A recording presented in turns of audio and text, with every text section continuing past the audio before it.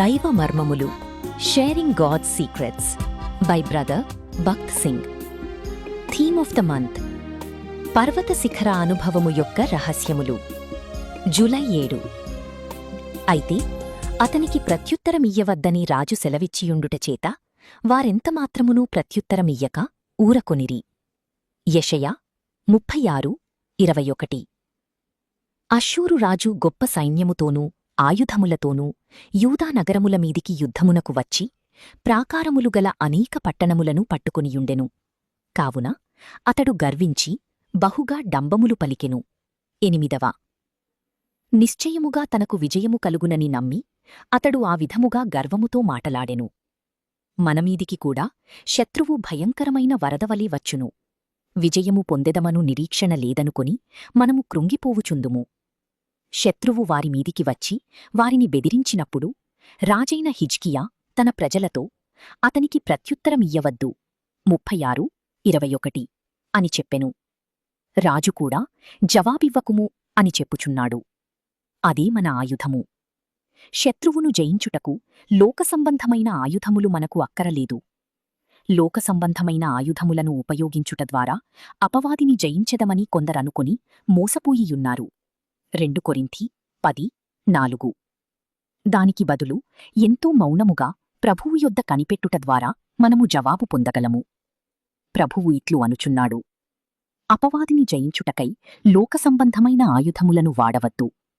మోకాళ్ల మీదికి వచ్చి దేవుని స్వరము వినుట నేర్చుకొనినప్పుడు శత్రువును ఏలాగు ఓడించవలనో మనకు ఆయనే తెలియచెయ్యుదునని చెప్పుచున్నాడు. శత్రువు ఏ రీతిగా నీ మీదికి లేచినప్పటికిని విశ్వాసముతో ఏ రీతిగా ప్రార్థించవలను? ప్రభువా, నీ బలము, నీ విజయము మీద నేను ఆధారపడుచున్నాను. నా ఆయుధములను ఏలాగు ఉపయోగించవలనో దయచేసి నేర్పుము. నిన్ను ప్రోత్సహించి బలపరచుటకు ప్రభువు ఏదో ఒక విధానములో కొన్ని లేఖన వచనములను నీకిచ్చును.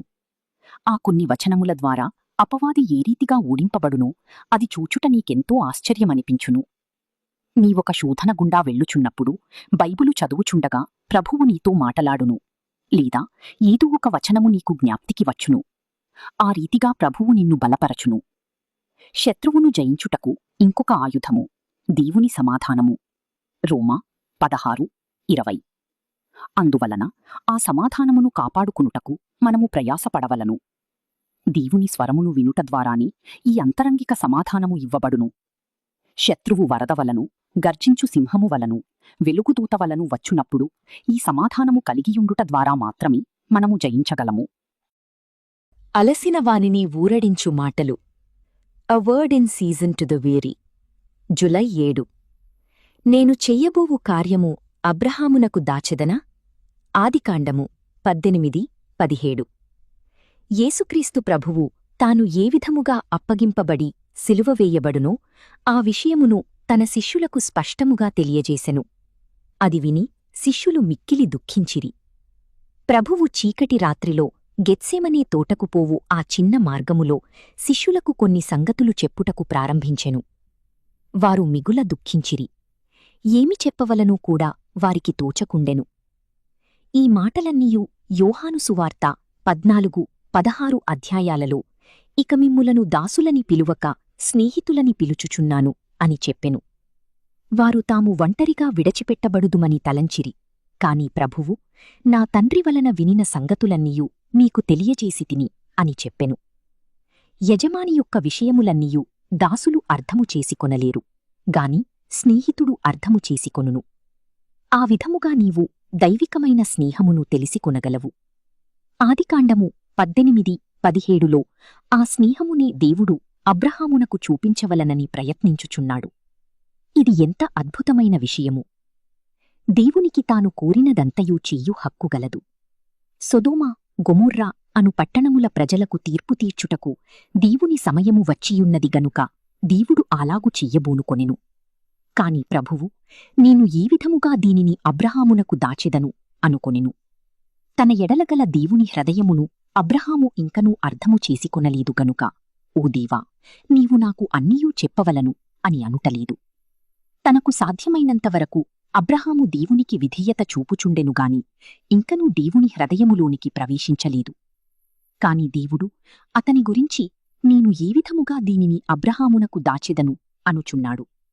ఆయన రక్తముచేత విమోచించబడి, కొనబడి, కడుగబడి, శుద్ధీకరించబడిన నా ఎడల కూడా దేవుడు ఇట్టి ఉద్దేహమును కలిగియున్నాడు. మనము కడుగబడి, శుద్ధీకరించబడినది మన ఇష్టప్రకారము జీవించుటకు కాదు, మనము ఉన్నతుడైన, సజీవుడైన దేవునికి స్నేహితులుగా నుండుటకు పిలవబడితిమి. దేవుడు నీవు స్నేహము అను పర్వతమును ఎక్కవలనని కోరుచున్నాడు.